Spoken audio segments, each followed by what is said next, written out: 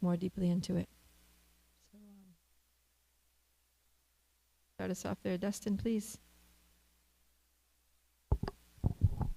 Srila Sukadeva Goswami said, after offering obeisances to the direction from which Ananta, the Supreme Personality of Godhead, had disappeared, Citraketu began traveling in outer space as the head of the Vidyadharas.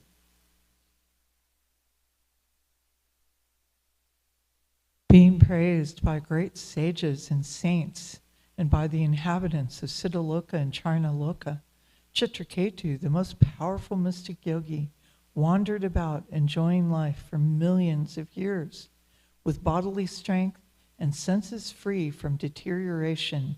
He traveled within the valleys of Sumeru Mountain, which is the place of perfection for various kinds of mystic power. In those valleys, he enjoyed life with the women of Vidyadharloka by chanting the glories of the Supreme Lord Hari.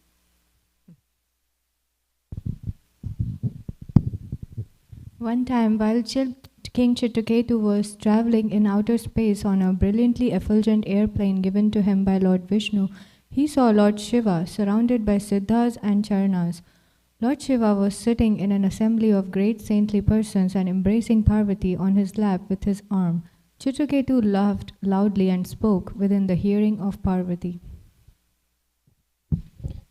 Citraketu said, Lord Shiva, the spiritual master of the general populace, is the best of all living entities who have accepted material bodies.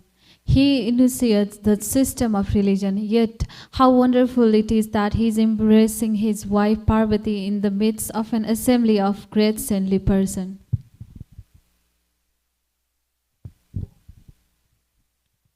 Lord Shiva, whose hair is matted on his head, has certainly undergone great austerities and penances. Indeed, he is the president in the assembly of strict followers of Vedic principles.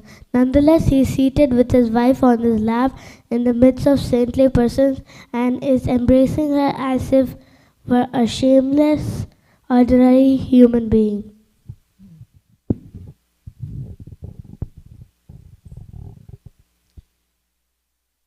Ordinary conditioned persons generally embrace their wives and enjoy their company in solitary places.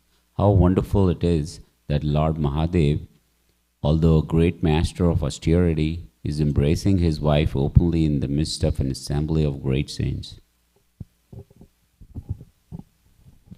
Srila Sukadeva Goswami continued, My dear king, after hearing Citraketu's statement, Lord Shiva, the most powerful personality, whose knowledge is fathomless, simply smiled and remained silent, and all the members of the assembly followed the Lord by not saying anything. Not knowing the prowess of Lord Shiva and Parvati, Citraketu strongly criticized them. His statements were not at all pleasing, and therefore the goddess Parvati, being very angry, spoke as follows to Citraketu, who thought himself better than Lord Shiva in controlling the senses. The goddess Parvati said, Alas, has this upstart now received a post from which to punish shameless persons like us? Has he been appointed ruler, carrier of the rod of punishment? Is he now the only master of everything?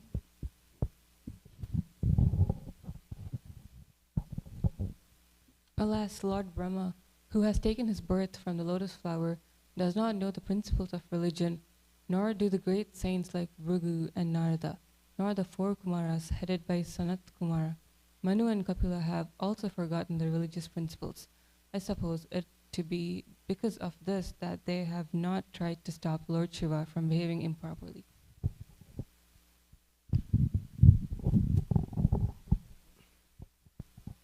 This Citraketu is the lowest of Kshatriyas, for he has impudently overridden Brahma and the other demigods by insulting Lord Shiva, upon whose lotus feet they always meditate. Lord Shiva is personified religion and the spiritual master of the entire world, and therefore Citraketu 2 must be punished. Text 14. This person is puffed up because of his achievements, thinking, I am the best. He does not deserve to approach the shelter of the Lord Vishnu's lotus feet, which are worshipped by all saintly persons, for he is impudent, thinking himself greatly important.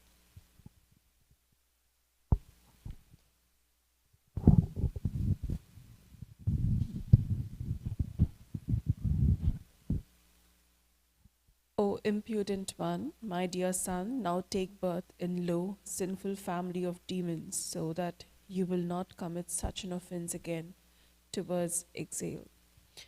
Saintly persons in this world. Jai. Thank you. That was the last one that we're doing. So, just a little bit of an overview of the section before we get to the verse that will read the purport and everything, which is verse 15.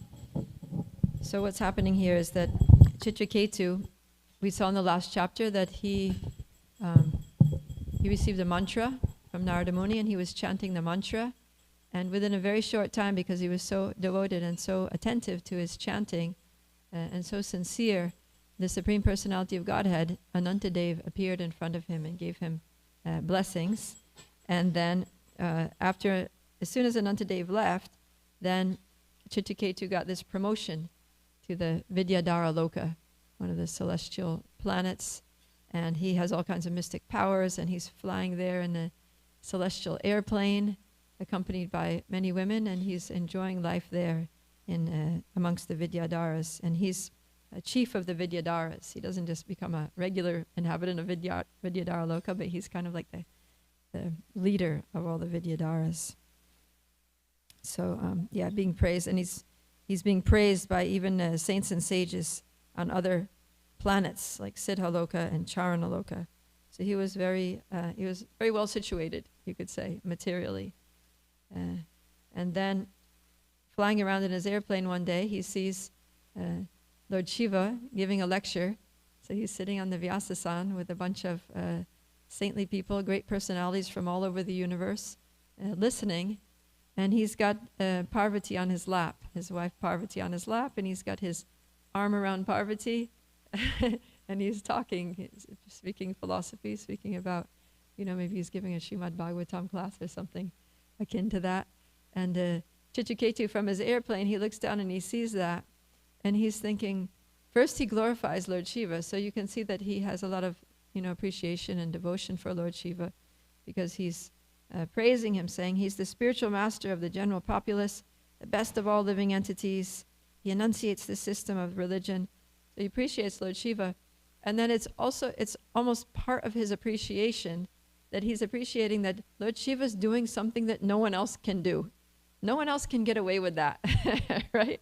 Like an ordinary person can't just sit on the Vyasasan, with his wife or husband next to just cuddling there, and while they're giving class. Like, nobody can do that, but Lord Shiva can do it because he's a great personality. He's above fault. He's above and beyond all the rules of etiquette and things like that. So how wonderful it is, how wonderful Lord Shiva is, and how wonderful his activities are, that he can do these sorts of things. But at the same time, it does mention here that because Citraketu had such an exalted position, that he became a little bit proud. And so he may have been, although he was seeing it as a glory, as a wonderful thing that Lord Shiva could do this, but if he was conscious of his position in relationship to Lord Shiva, he wouldn't have said it quite the way he said it.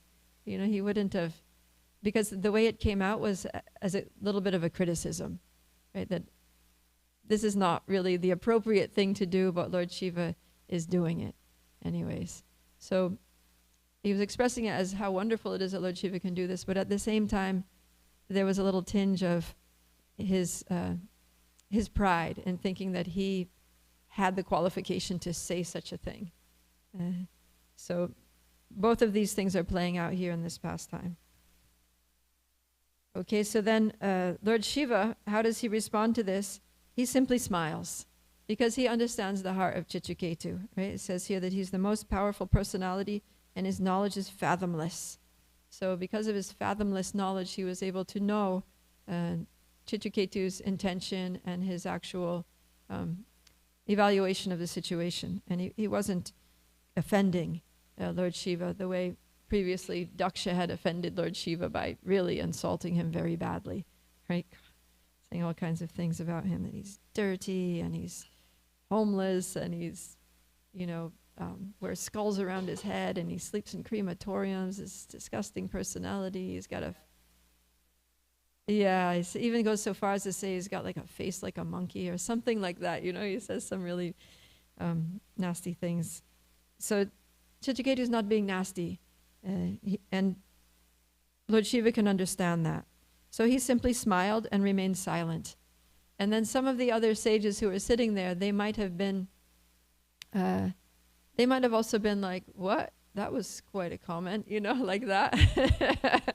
But then when they saw that Lord Shiva just remained silent and it was just silent and smiling there, then they also remained calm and cool. But Parvati did not. Parvati, of course, she's there, she's, see the sages and saints who are in the audience, they're in a mood of, being submissive and hearing and just, submissively and attentively hearing what Lord Shiva is saying. But Parvati's not in the audience. She's on Lord Shiva's lap, so she's feeling like, I'm in a position here where I don't have to just submit to this stuff, I'm not just going to see my husband smiling and think it's okay. So then she uses her position to speak up. And an interesting point here, so first of all, she's like, who does this Citraketu think he is? Like that he has a right to say something when Lord Brahma didn't say anything, Lord Indra didn't say anything, no one else amongst the heavenly planets nor the sages, has the gall to make a comment on my great husband's behavior. And who is this Citraketu? Does he think he's the spiritual master of the whole world? Does he think that he's, even greater than Lord Shiva? Like that. And then she says, actually, he's the lowest of Kshatriyas. He's impudent because he's overridden the other demigods, thinking that he's a higher authority than them, that he can pass such a judgment. So how is it that Citraketu, who's actually a great devotee, who just had a personal darshan with Lord Anantadev, is, getting himself in this predicament where he's trying to kind of praise somebody, but he's getting influenced by pride, and he's getting himself in big trouble here with Mother Parvati. So Srila Vishwanath Chakravarti Thakur comments, he says that the purport here, or the meaning of this pastime, is that the Supreme Personality of Godhead wanted to bring Citraketu to Vaikuntha Loka as soon as possible. The Lord's plan was that Citraketu be cursed by Parvati to become Vritrasura, so that in his next life he could quickly return home back to Godhead. So this was all the Lord's mercy, right? And we are reading in Bhagavad Gita, in our Bhagavad Gita classes at Krishna House, how a devotee perceives happiness and distress. Because in the end of chapter 2, Krishna's teaching Arjuna about the characteristic of a person who has transcendental consciousness, right? The Stita Di Muni, or one who is Stita Pragya, situated in transcendental consciousness. And he says the person is equipoised in happiness and distress.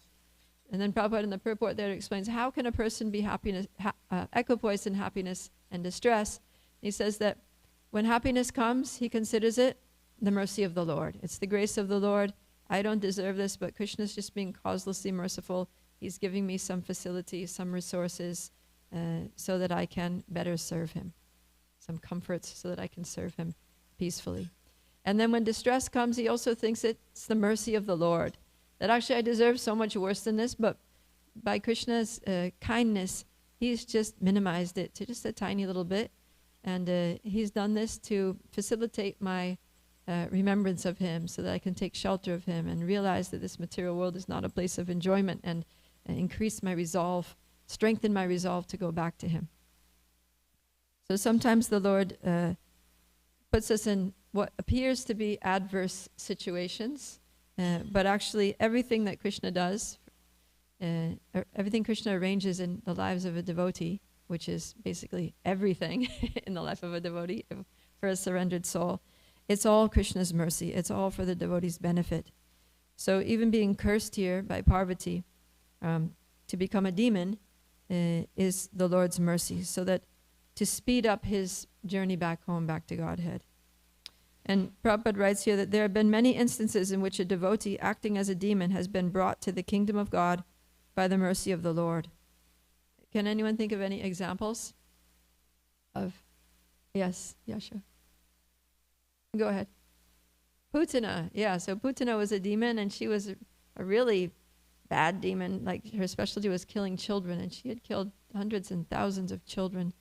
And then Krishna just, in a moment, took her life and elevated her to the position of an assistant to Mother Yashoda as one of the nurses in Goloka Vrindavan, serving him, taking care of him, helping him, bathe him and dress him and all that.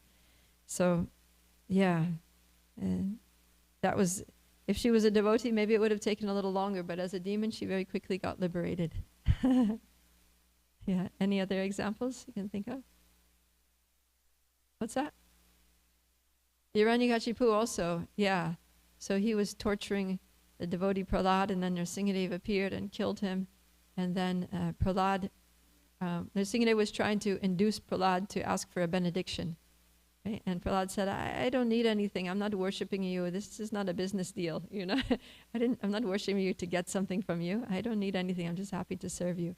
And then Nrsingadev said, no, please ask for something. I really want to give you something. It'll please me for you to ask me for something.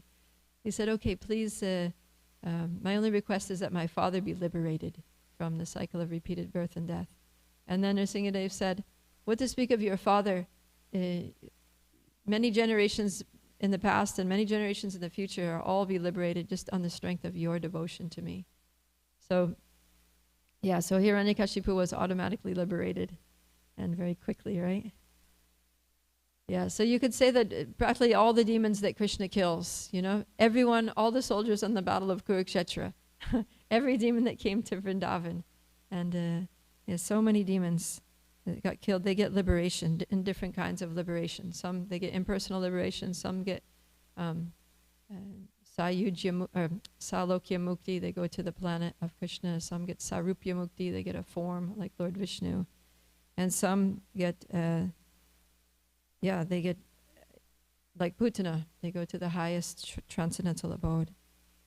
So this is Krishna's mercy.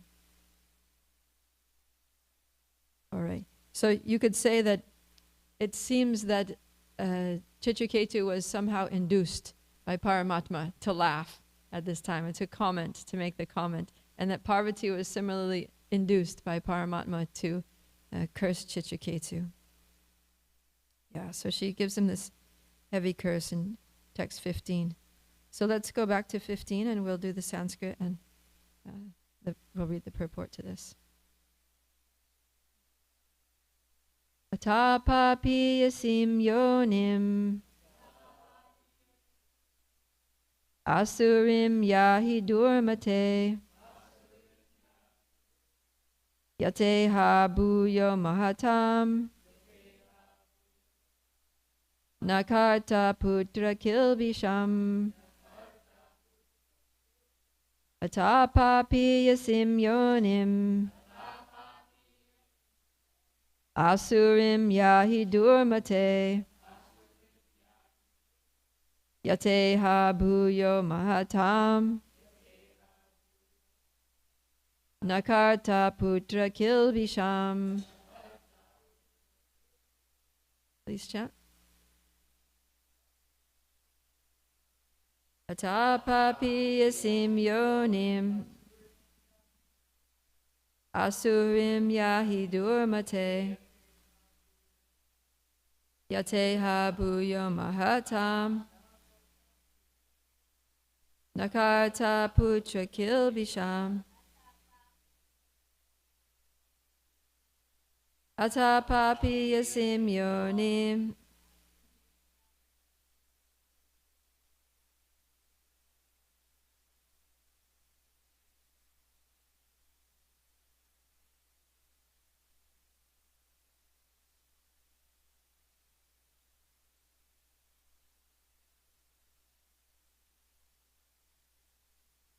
yasim yonim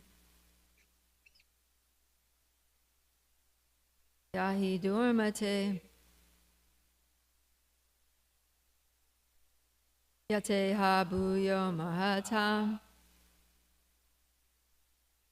Nakarta putra kilbisham. All right, let's do the word for word all together here. Ata, therefore, papi yasim, most sinful, yonim, to the species of life, asurim, demoniac, yahi, go, durmate, O impudent one, yata, so that, iha, in this world, buyaha, again, mahatam, to great personalities, na, not, karta, will commit, putra, my dear son, kilbisham, any offense. Translation and purport by His Divine Grace A.C. Bhaktivedanta Swami Srila Prabhupada Ki Jai. O impudent one, my dear son. Seems like a little contradictory there. My dear son. Anyways. O impudent one, my dear son, now take birth in a low, sinful family of demons, so that you will not commit such an offense again towards exalted, saintly persons in the world. So it seems like she's cursing him, but she's being a little motherly at the same time, right, my dear son? And the reason she's cursing him is because she doesn't want him to commit offenses again towards exalted, saintly people. So she's feeling like she's doing him good. She's protecting him. So it's like a mother punishing the child when the child does something wrong. Why did you do such a dumb thing? Now go to your room and think about what you've done and come back and we can talk about it or something. So you've been very foolish, my dear son, and now you have to accept some punishment for that. So, purport. One should be very careful not to commit offenses at the lotus feet of Vaishnavas, of whom Lord Shiva is the best. While instructing Srila Rupa Goswami, Sri Chaitanya Mahaprabhu described an offense at the lotus feet of a Vaishnava as Hati Mata, a mad elephant. When a mad elephant enters a nice garden, it spoils the entire garden. Similarly, if one becomes like a mad elephant and commits offenses at the lotus feet of a Vaishnava, his entire spiritual career is halted. One should therefore be very careful not to commit offenses at the lotus feet of a Vaishnava. Mother Parvati was justified in punishing Citraketu, for Citraketu impudently criticized the Supreme Father, Mahadev, who is the father of the living entities conditioned within this material world. The goddess Durga is called Mother, and Lord Shiva is called Father. A pure Vaishnava should be very careful to engage in his specific duty without criticizing others. This is the safest position. Otherwise, if one tends to criticize others, he may commit the great offense of criticizing a Vaishnava. Because Citraketu was undoubtedly a Vaishnava, he might have been surprised that Parvati had cursed him. Therefore, the goddess Parvati addressed him as Putra, or son. Everyone is the son of Mother Durga, but she is not an ordinary mother. As soon as there is a small discrepancy in a demon's behavior, Mother Durga immediately punishes the demon so that he may come to his senses. This is explained by Lord Krishna in Bhagavad Gita 7:14. Daivihesha gunamayi mama maya duratyaya mameva ye prapadyante mayam etam tarantite. This divine energy of mine, consisting of the three modes of material nature, is difficult to overcome, but those who have surrendered unto me can easily cross beyond it. To surrender to Krishna means to surrender to his devotees also, for no one can be a proper servant of Krishna unless he is a proper servant of a devotee. Chadiya Vaishnava Seva Nistara Payeche Keba. Without serving a servant of Krishna, one cannot be elevated to being a servant of Krishna himself. Therefore, Mother Parvati spoke to Citraketu exactly like a mother who says to her naughty child, "My dear child, I am punishing you so that you won't do anything like this again." This tendency of a mother to punish her child is found even in Mother Yashoda, who became the mother of the Supreme Personality of Godhead. Mother Yashoda punished Krishna by binding him and showing him a stick. Thus it is the duty of a mother to chastise her beloved son, even in the case of the Supreme Lord. It is to be understood that Mother Durga was justified in punishing Citraketu. This punishment was a boon to Citraketu because after taking birth as the demon Vritrasura, he was promoted directly to Vaikuntha. Jai. Yeah, so this world that we live in, the whole material cosmic manifestation is known as Devi Dham or Durga Dham. So this is the Durga Devi is the presiding goddess of the whole material cosmic manifestation. And so, yeah, she's in charge of punishing the conditioned souls. So you see the deity of Durga Devi, she has something like 10 arms, and in each arm she has a different weapon, right? And she's there very ferociously on a tiger, right? Her carrier is a tiger, and she's a ferocious carrier, and she's similarly ferocious. And so her job is to basically administer the reactions of karma to all the conditioned beings in this world. So she's, Prabhupada sometimes says the material world is like a prison house, and she's the prison warden who makes sure that the prisons get situations that they deserve for their correction. So it's ultimately a reformatory situation. And yeah, it's nice to think of this, that Parvati or Durga Devi, who's managing this world and meting out punishments to the conditioned soul, is also a mother. And so she's not doing it because she likes to torture people or animals or plants or any living beings in this world, but she's doing it out of love, like a mother. And she's punishing us because we keep doing the wrong things, you know. And so as long as we keep doing the wrong things, going against the laws of God, the laws of nature, then she needs to give us some, you know, punishments in order to teach us lessons so that we'll eventually learn and come to our senses and realize that actually, you know, trying to do my own whimsical, independent thing in this world is not giving me a happy life. And then we will surrender to Krishna or approach Krishna or turn to people who seem to be having happy lives, you know, who are spiritual people. Because the people who are happy in this world are people who are believers, right? They're people who have some kind of religious practice in life, and that they do some selfless service for humanity. There was a whole study that was done on the happiest people in the world, and they surveyed people in every country to find out who were the happiest by a set of parameters, and then after they saw then they did some research into what is it that all these happy people have in common, and it boiled down to two things.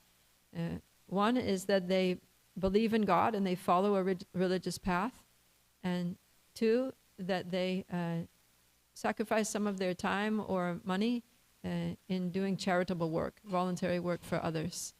So these are the things that bring happiness, and this is basically devotional service, right? That you believe in God and you offer some voluntary service on behalf of, directly to God or the servants of God, or on behalf of God for others who are suffering. So this is what makes us happy. And so when we do these things, then Durga Devi, the mother, she rewards us, right? She rewards us with good results, with good karma. And she's doing all that under the supervision of Krishna. So none of the demigods or demigoddesses are acting independently. They're all acting under the empowerment and supervision of the Lord. And so we don't need to worship Durga Devi. We just need to worship Krishna.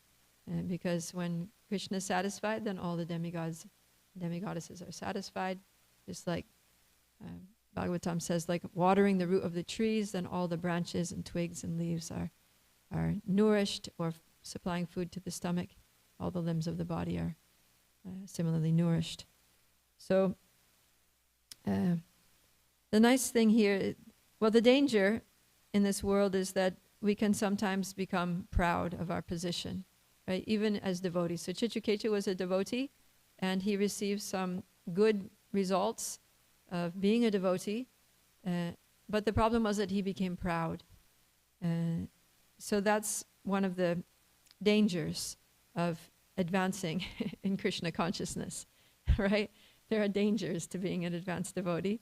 And one of those dangers is that, you know, people will start to respect you. You know, they'll start to give you special treatment that maybe just new devotees don't get. They'll give you a special seat. They'll give you, you know, special prasadam, and they'll treat you differently.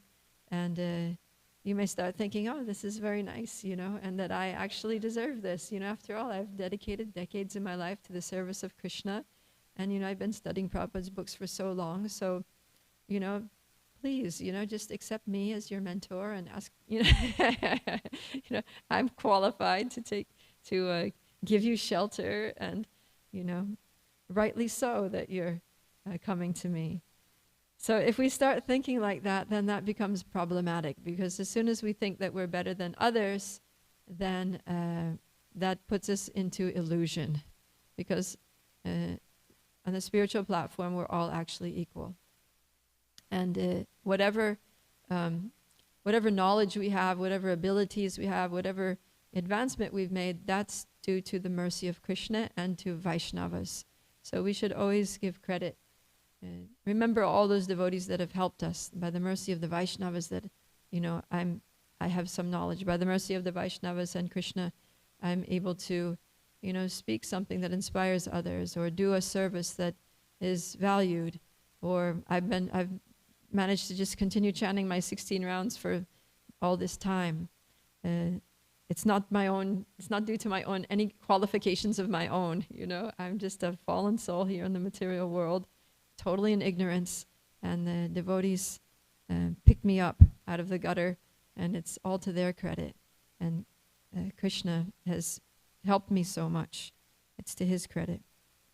So Prabhupada writes here in the first line of the previous purport, he says, if a devotee thinks that he is very much advanced in devotional service, he is considered puffed up and unfit to sit beneath the shelter of the Lord's lotus feet. I thought that was a very strong statement, something to meditate on. That if we think that we're very advanced in devotional service, then we become unfit, actually, to sit beneath the shelter of the Lord's lotus feet. When we first come to Krishna consciousness, we're really seeking shelter. There are 4 kinds of people that come to Krishna: the distressed, those desiring wealth, the inquisitive, and those who are after knowledge of the absolute truth. So in all 4 of these cases, there's a need for shelter, right? Especially if we're for the person distressed too. In Kali Yuga, that's the most common type of person that comes to Krishna, those who are in distress. So they're looking for shelter, they're looking for help with their life. They're looking for peace and tranquility and support, from someone who actually is all powerful and can support them. But then having taken shelter of Krishna and received that shelter and received the blessings of Krishna and devotees to advance, then after some time, they might start thinking, oh, hey, I'm a really advanced soul here, and I'm in a position where I can actually, not only help others, but also correct others and criticize others and, point out their faults and things like that. And we can develop a fault-finding mentality. And then what happens when that develops, if we're due to pride, then we are situated at the lotus feet of Krishna, and when Krishna sees us, criticizing and offending devotees due to our pride, then he kicks us out of that shelter. So we've got the shelter of the lotus feet of Krishna. We're situated right there at the lotus feet of Krishna. And then and Krishna takes his beautiful lotus feet and kicks us out. And that's what happens, if we start offending devotees too much, then we lose our taste for spiritual life. And it becomes difficult to chant Hare Krishna.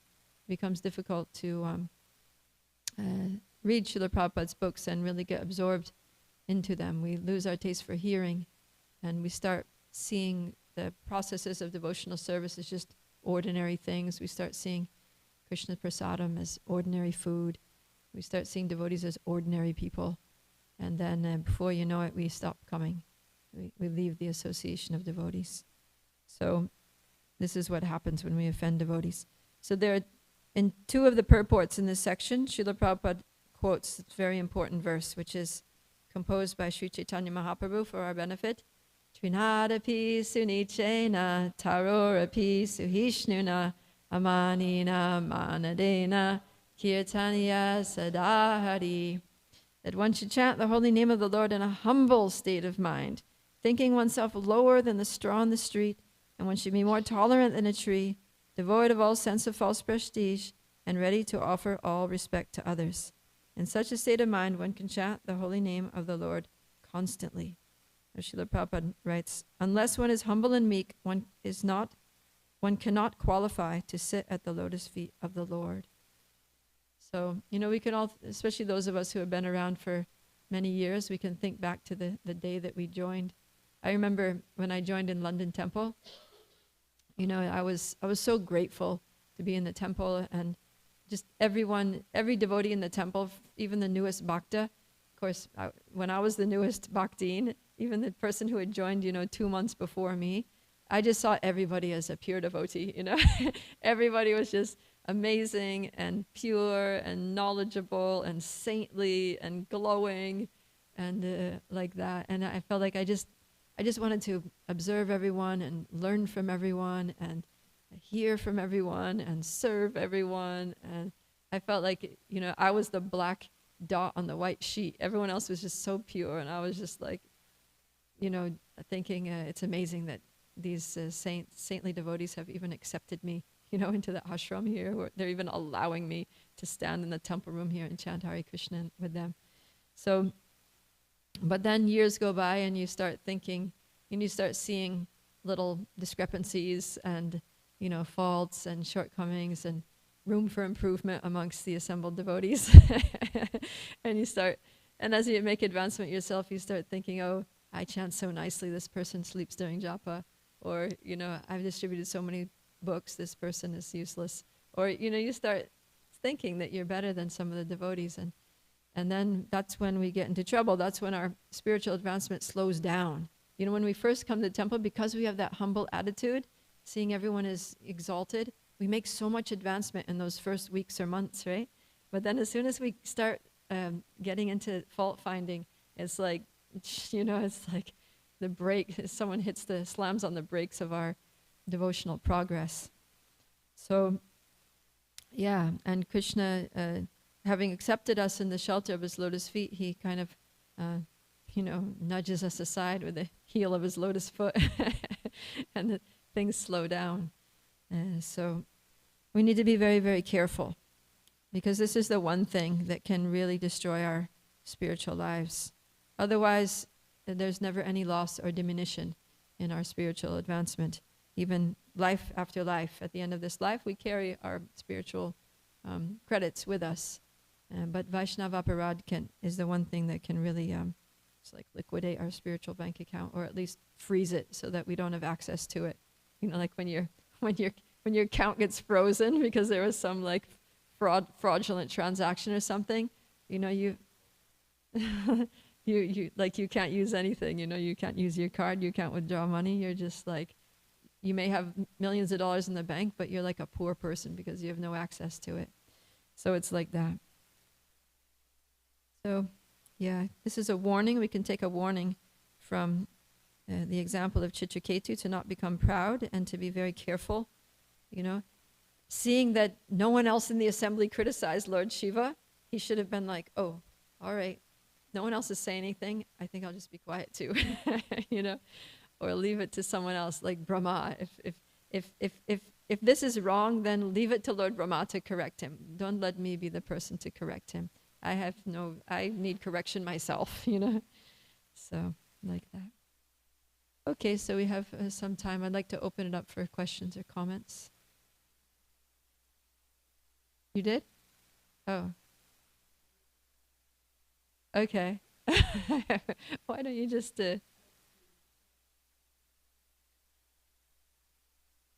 Okay, well, if someone else has something then. Yes.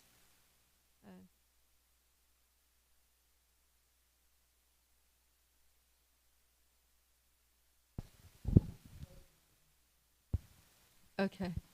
Hare Krishna Mataji, thank you for nice class. Yesterday actually I was reading the purports for these shlokas. So there is one shloka where Prabhupada actually says that instead of others taking the offense, who ordinary people looking at Shiva, in order to avoid that, Citraketu actually commented on this so that he can avoid other people offending a Vaishnava. But immediately in the next purport, Prabhupada says, okay, what Citraketu did was wrong and he shouldn't have done it. So how do we reconcile this apparent contradiction in this simultaneous purports? Yeah, I was also, when I was reading, I was thinking, well, did he criticize him or not? Was he wrong or not, right? Because one purport it says one thing, another purport it says another thing. So that's how I was thinking, is that in one sense, what he said wasn't so wrong, because he was just, his intention was not to criticize, but it's kind of subtle, it's a subtlety. But the fact that he saw it and that he thought that he was in a position to comment, right, that was his fault. So he didn't want to. It wasn't that, oh, I'm going to correct Lord Shiva here, or Lord Shiva is wrong in doing this. It wasn't so much that. It was just that he had the prerogative, that he was in a position. See, what he did by making the comment was he kind of like put himself in a position higher than Lord Shiva, right? Because generally, according to etiquette, it's a senior person will correct a junior person, right? A junior person won't correct a senior person. If a junior person notices a fault in a senior person, they'll bring that to another senior person and say, can you please, speak to this person about whatever it is that's, causing a disturbance. So because he actually mentioned it, then that was his fault. Although he didn't intend it as a criticism. Yeah. What he should have done is gone to Lord Brahma or someone and said, oh, I noticed this about Lord Shiva and I was quite struck by it, and I was thinking it's probably one of his glories, but at the same time, maybe it doesn't set a very good example for others, because if ordinary people do that, it'll really make a farce out of Srimad Bhagavatam class, So maybe you could just like gently, speak to him and suggest that he refrains from these kind of behaviors. Yes, Gokulananda.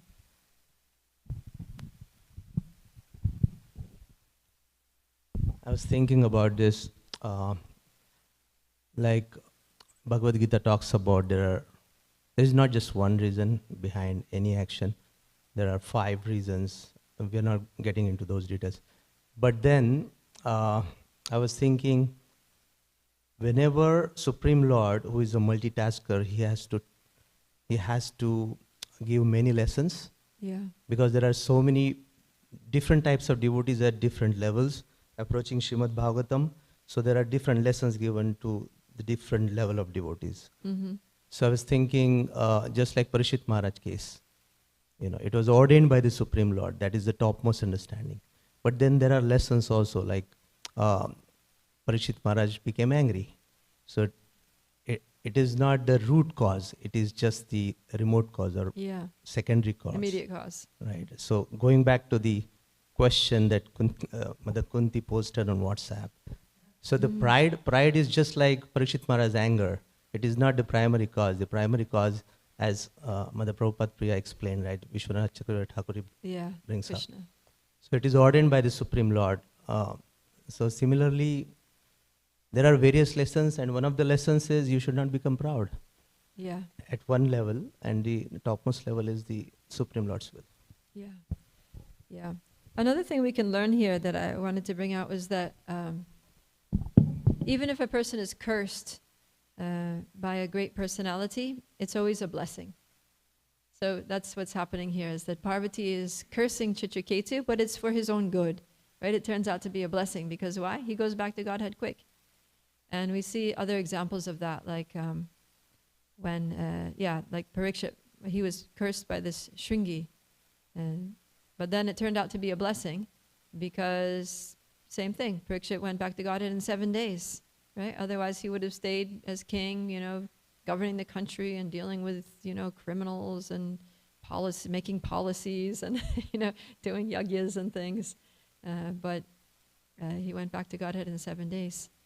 And also when Narada Muni cursed the sons of Kuvera, Manigriva and Nalakuvara. They became trees in the courtyard of Nanda Maharaj, and they got to witness the childhood pastimes of Krishna in Vrindavan, and ultimately to be liberated by Krishna himself personally in the Damodar Leela. So we don't have to be afraid of being cursed, but we should avoid making offenses. But if it just so happens that somebody, maybe we didn't even do anything wrong and we get cursed, but we shouldn't be afraid, you know. Whatever happens in our lives is good, because Krishna is all good, and he's our well-wisher, and especially for devotees, he's taking special care. So whatever happens, whether curse or a blessing, whether we're praised or blamed, in victory or defeat, happiness and distress, for better or for worse, just stick to Krishna, and with good faith that everything's all right. Yeah.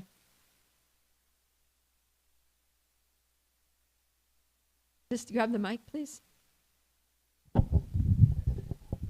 Oh, Krishna will choose only the highly qualified devotees? For what? Yeah. Yeah, we see that generally, sometimes you read Srimad Bhagavatam or Mahabharata and you think, oh my God, do I really want to be a devotee of Krishna? Look how much they suffer. Look at what the Pandavas went through. You know, I mean, the devotees really go through the ringer. Yeah.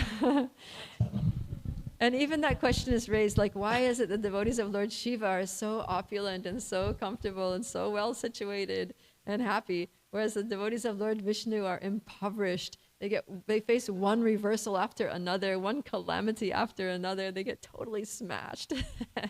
What did I sign up for here? You know, but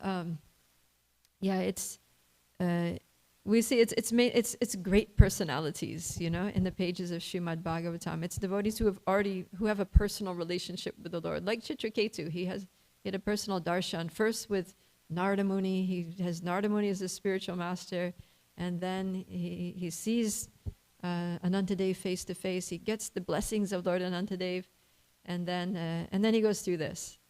So.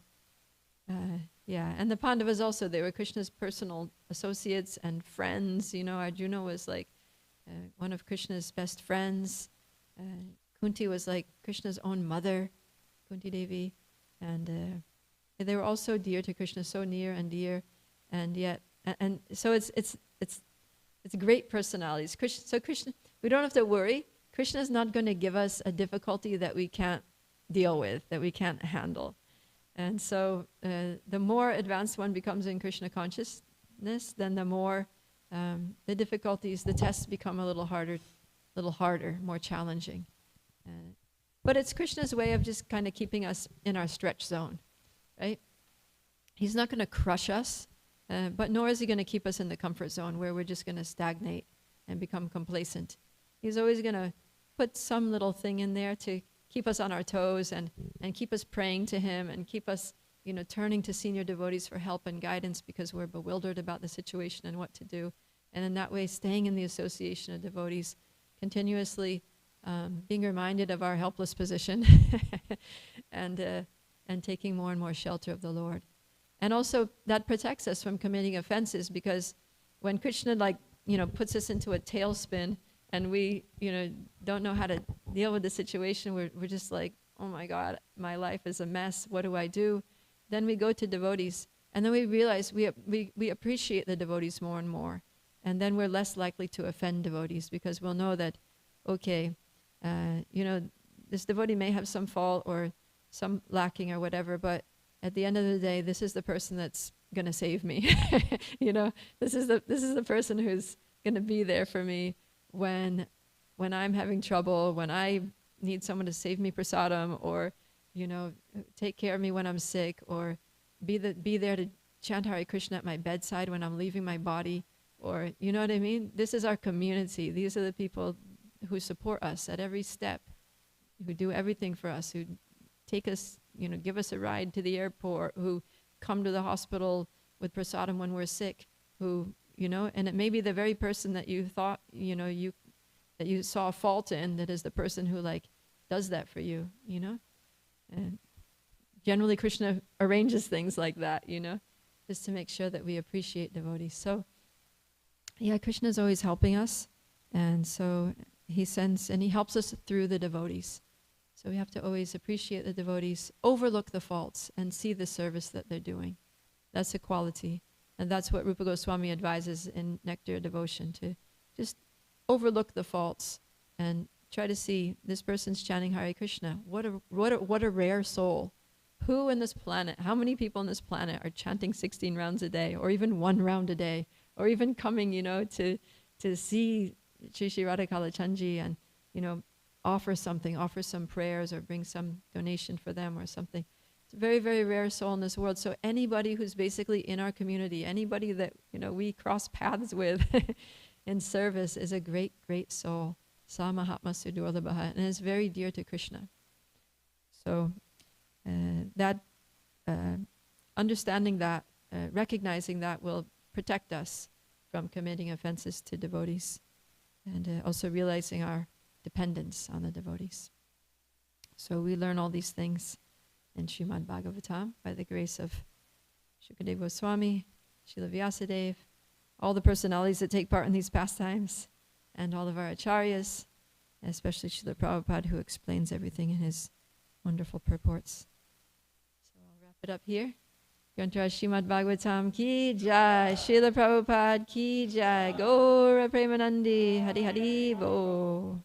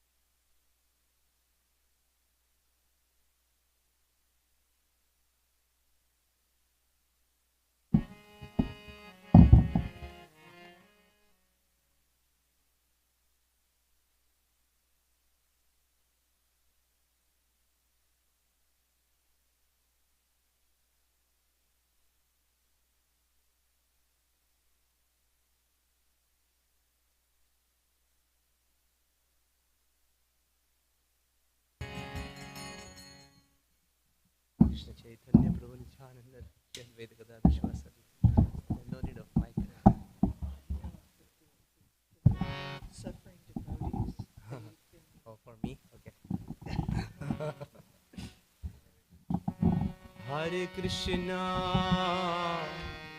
Hare Krishna, Krishna Krishna, Hare Hare, Hare Rama, Hare Rama, Rama Rama, Hare Hare, Hare Krishna, Hare Krishna, Krishna Krishna, Hare Hare, Hare Rama, Hare Rama, Rama Rama, Hare Hare, Hare Krishna, Hare Krishna, Krishna Krishna, Hare Hare, Hare Rama, Hare Rama, Rama Rama, Hare Hare, Hare Krishna.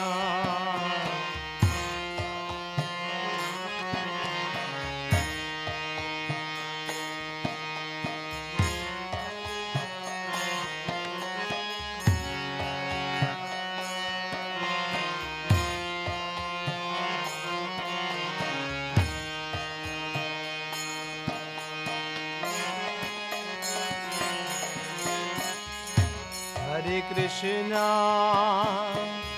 Hare Krishna, Krishna Krishna, Hare Hare,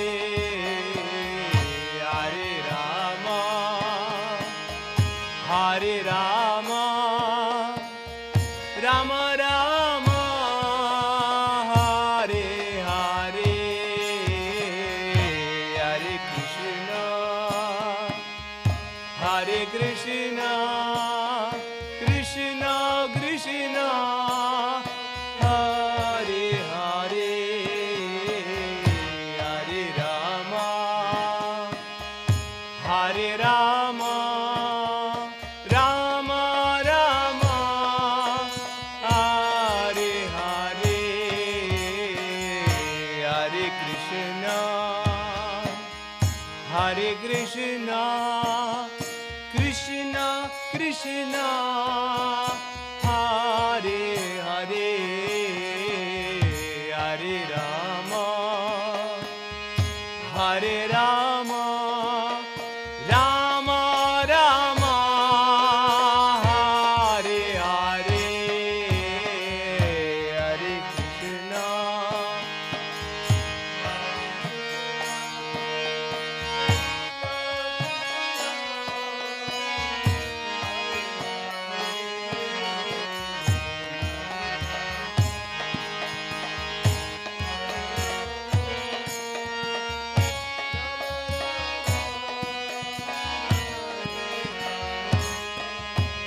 Hare Krishna, Hare Krishna, Krishna Krishna, Hare Hare, Hare Rama, Hare Rama, Rama Rama, Hare Hare, Hare Krishna, Krishna Krishna, Hare Hare, Hare Rama, Hare Rama, Hare Krishna, Krishna Krishna, Hare Hare, Hare Rama, Rama Rama, Hare Hare, Hare Krishna, Krishna.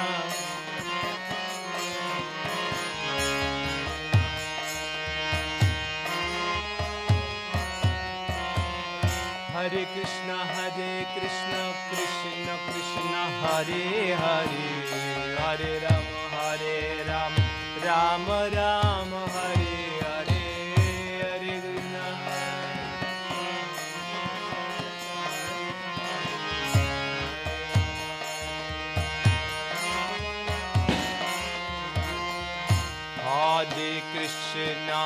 Hare Krishna, Krishna Krishna, Hare Hare, Hare Rama, Hare Rama, Rama Rama, Hare Hare, Hare Krishna.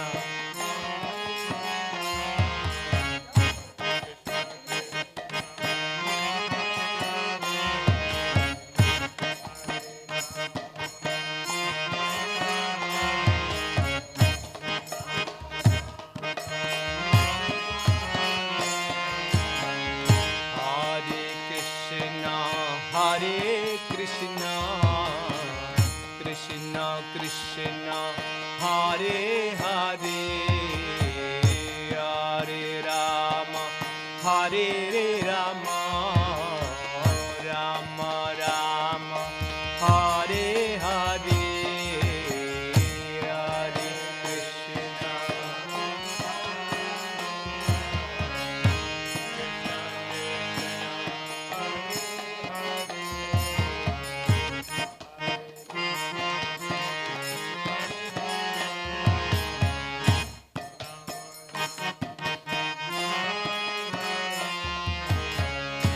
Hare Krishna, Hare Krishna, Krishna Krishna, Hare Hare, Hare Rama, Hare Rama, Rama Rama, Hare Hare, Hare Krishna.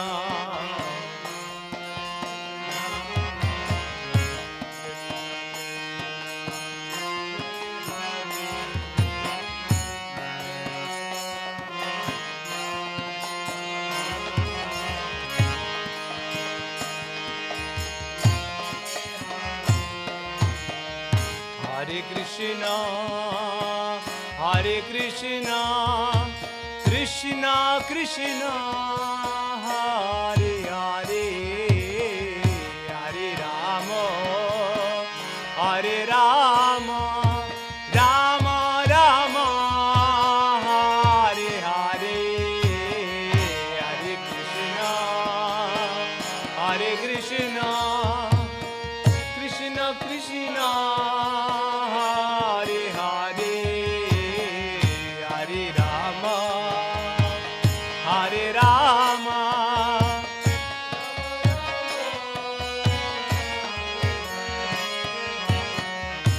Hare Krishna, Hare Krishna, Krishna Krishna, Hare Hare, Hare Rama, Hare Rama, Rama Rama, Hare Hare, Hare Krishna.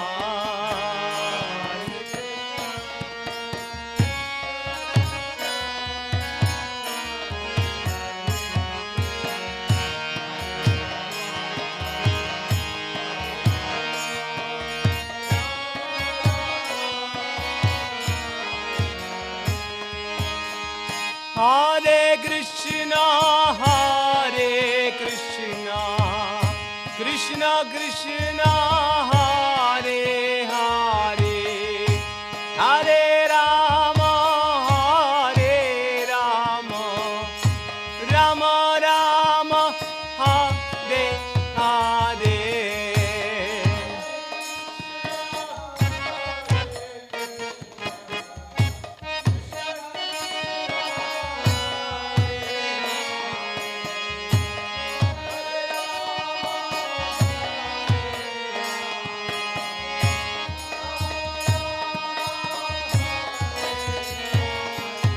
Hare Krishna, Hare Krishna, Krishna Krishna, Hare Hare, Hare Rama, Hare Ram, Ram Ram, Hare Hare.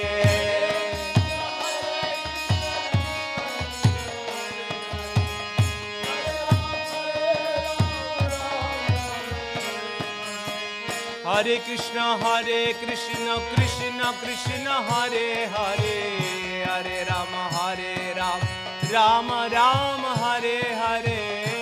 Hare Krishna, Hare Krishna.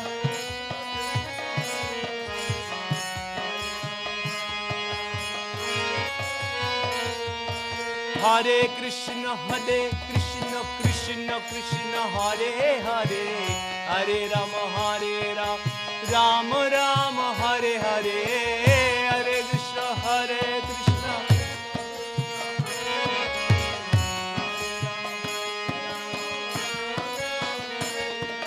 Hare Krishna, Krishna Krishna, Hare Hare, Hare Rama, Rama Rama, Hare Hare, Hare Krishna, Hare Krishna.